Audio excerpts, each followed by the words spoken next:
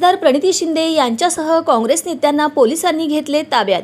मोदी सरकारकडून सुरू असलेल्या ईडीच्या गैरवापराविरोधात प्रदेश काँग्रेसच्या वतीने आयोजित दादर मुंबई येथील आंदोलनात खासदार प्रणिती शिंदे यांचा सहभाग। सत्तेच्या नशेत असलेले मोदी सरकार ईडीच्या माध्यमातून काँग्रेस नेत्या माननीय खासदार सोनियाजी गांधी व राहुलजी गांधी यांच्यावर निराधार खटले लावून लोकशाहीमध्ये विरोधी पक्षांचा आवाज दाबण्याचा प्रयत्न करीत आहेत। काँग्रेसकडून हे कोणत्याही किमतीत सहन केले जाणार नाही।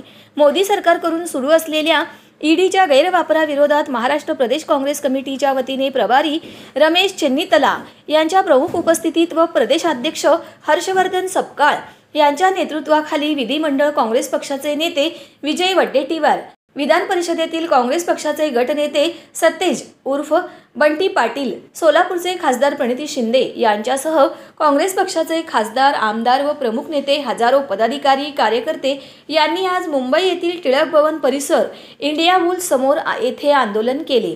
तसेच या आंदोलनात सोलापुरातून प्रदेश काँग्रेसचे चिटणीस माजी नगरसेवक विनोद भोसले, राहुल वर्दा उपस्थित होते। यावेळी आंदोलकांना पोलिसांनी ताब्यात घेतले।